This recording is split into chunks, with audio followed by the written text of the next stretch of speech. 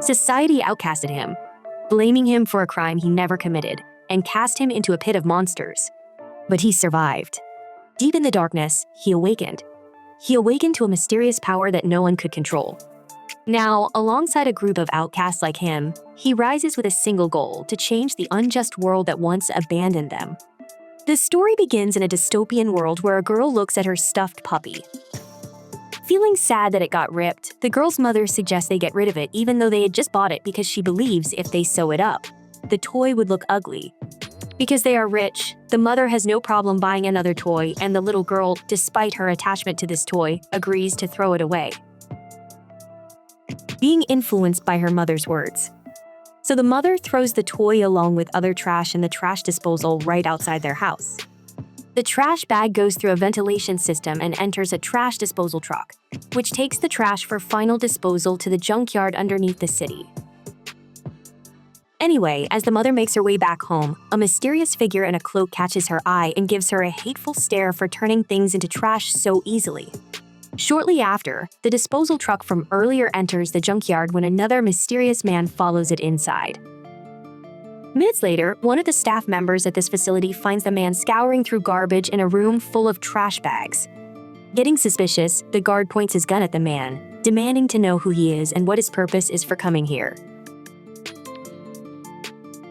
The guard states that there has been a report of a trash thief recently who is jeopardizing the city's beauty by moving the trash outside.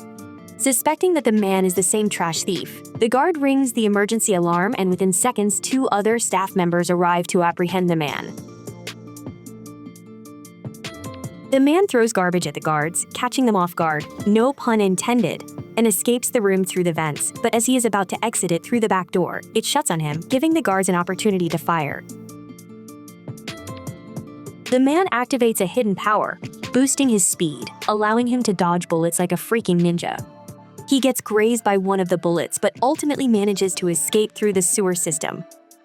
When things calm down, he comes out into an empty street and finally speaks, claiming that he is not a thief at all and only did all this to retrieve things that didn't deserve to be thrown away, including the stuffed puppy. The next morning, rumors spread about the trash thief, and 2 women discuss how bad these people are for society, calling them savages. A middle-aged man in dirty clothes, clearly an outcast in this clean society, overhears the gossip but chooses not to engage in an argument and walks away, leaving the city through a small door. Entering a just outside slum the city, the man relays the news to the locals about the rumor that's spreading about them, and everyone becomes concerned, thinking the cops will now be all over their ass. A girl named Chiwa immediately suspects her friend Rudo, the boy with red eyes who is definitely the same kid who caused this entire drama. Rudo is fixing the toys and accessories he collected in his hunt, so he doesn't notice Chiwa at first.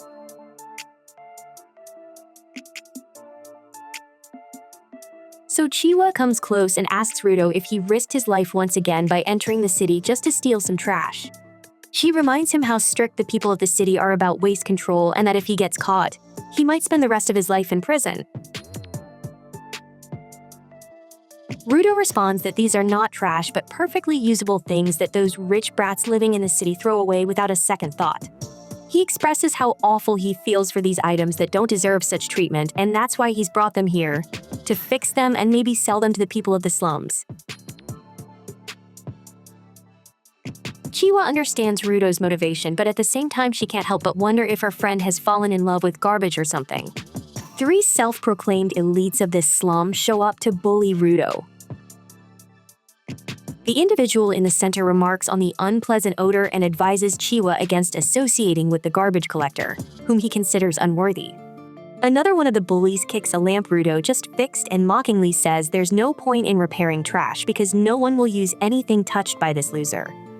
Chiwa doesn't understand what these 3 idiots' problem is because she believes all of them are just like Rudo: poor, discriminated against, and, of course, dirty.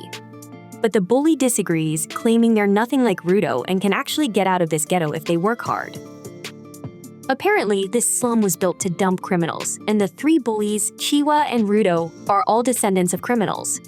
Things were supposedly going well for all of them until Rudo's parents went on a murder spree, destroying any pity or trust the city residents had left. After the bullies eventually leave, Chiwa cheers up Rudo, saying he's a good person and will surely do well in life. She then notices the stuffed puppy, and Rudo hesitantly tells her he actually wants to give it to her as a gift. But before she can take it, Chiwa's mom shows up and tells her to get away from him, dragging her away from there. Rudo heads back home and finds the man named Regto inside, the same man we saw earlier eavesdropping on the two women in the city. Regto jokingly mocks Rudo for failing to press Chiwa, revealing that he overheard everything. But jokes aside, Regto wants to know how Rudo's trash collecting went last night. Regto tells Rudo that he doesn't need to go through all this hassle to earn money since he's still a kid. Regto says that although they aren't related by blood, he still considers Rudo family. Rudo is thankful to Regto for that, revealing that Regto took him in when he was abandoned after the incident involving his parents and has been raising him ever since. That's why Rudo wants to repay him by doing whatever he can, including collecting trash from the city. Regto notices the wound on Rudo's arm and, realizing he was shot immediately, treats it strictly, telling him to stop going to the junkyard from now on. Rudo doesn't think this scratch is anything compared to the scars he got because of his real parents, revealing that both his hands are covered in black marks. Still, Regto tells Rudo to stop before the cops find out his identity. If he's caught, he'll surely be sent to the Abyss, the same place where Rudo's father was dumped. Ever since his childhood, Rudo has always been despised by everyone because of his unusual-looking hands, and ever since Regto gave him his gloves, he's had the confidence to move forward anyway. Regto once again teased Rudo, telling him to act fast and give the stuffed puppy to Chiwa with a bonus kiss on the cheek. Rudo refuses, obviously, and gets into a friendly brawl with his caring father. Meanwhile, the cloaked man we saw at the very beginning is standing outside eavesdropping on Rudo's conversation. His relationship with Regto is a love-hate relationship. He gets overboard most times. He holds his cheek and tells him that he should learn to smile sometimes, and even if he isn't happy, he could just as well fake the smile so others wouldn't know he isn't happy. How would he even fake a smile when his eyeball is shooting outside as if something is wrong with him? He eventually escapes from Regto's grasp and comes out of the house. He looks around and sees it is morning, so he wonders if Shiva is now outside. He walks towards the Abyss, reminding himself that he doesn't even have to go so far to get trash because all the trash in that area gets thrown into the Abyss. The Abyss is a huge dump site, and not only trash like useless items are thrown there, even humans who are sinners are also thrown there. He looks at the Abyss and sees that a criminal is about to be thrown. He remembers that the Abyss also swallowed his father. At least, that is what he heard, but he cannot confirm whether it is true or not. He overhears a person saying that someone is about to be thrown again. He says yes and turns to the back to see it's Chiva. They share their pleasantries, and she admits that it is rare for her to see him around there. Well, maybe that is her lucky day for him. The view from there isn't that great. Although the view from the entire slum isn't particularly pleasing, it's quite distinct. The reason the slum was built at the edge of the city is to show the people there that if they do anything, they will be thrown into the Abyss. It is funny because no matter how much you try to avoid seeing people fall to their deaths, you will surely see them around there. Rudo suddenly feels so much pain in his body, and he falls down repeatedly. He rolls on the floor, wonders if it is the toy in his body affecting him, and stands again. He stretches the toy towards Chiva with his outstretched hand and then runs away. He bumps into the apostles on his way. There are about 4 of them, and that is a view that is very unfamiliar in the slum. They do not do anything to him, and they move on, but he wonders what could have gotten them there. He continues running until he gets to Rika's place. He sees a man trying to kill Rekka, and he screams, but there is no one there to help him. He runs to fight the man, but he is pushed off. By the time he recuperates, the man has had enough of Rekka.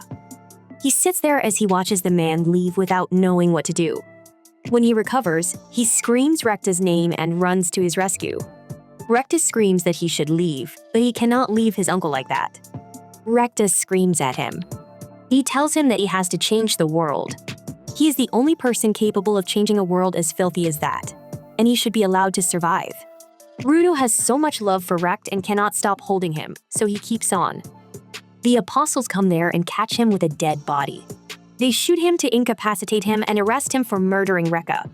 He expresses a strong disagreement. First and foremost, Rekka has not passed away. If they act quickly, they could still save him. However, the apostles, who think they are more elite than the people in the slum, do not even care about their lives. They just want to catch who they presume is a criminal. He tries to explain that he didn't kill anyone and the person who killed him had just escaped.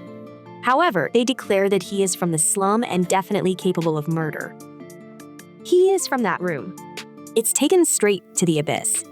It's funny how, within a split second, a person's circumstances can change to what they once talked about.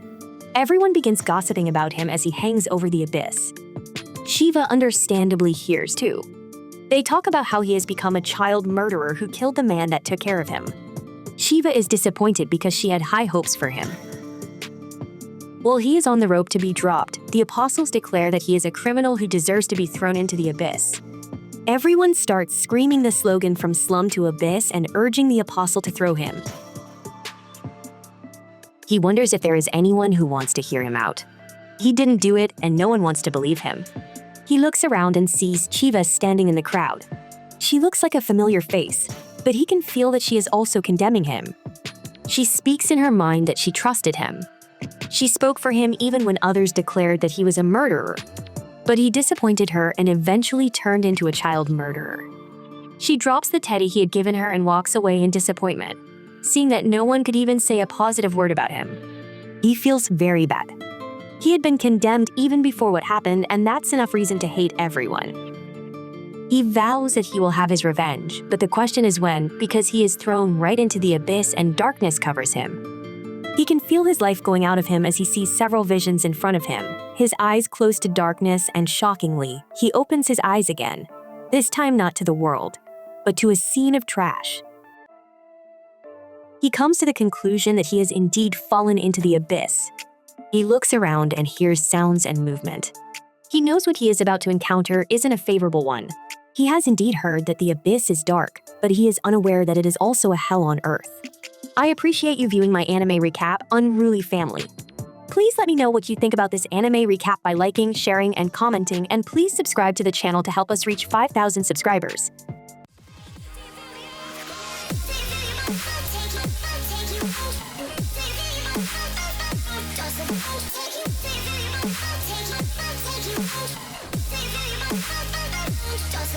Take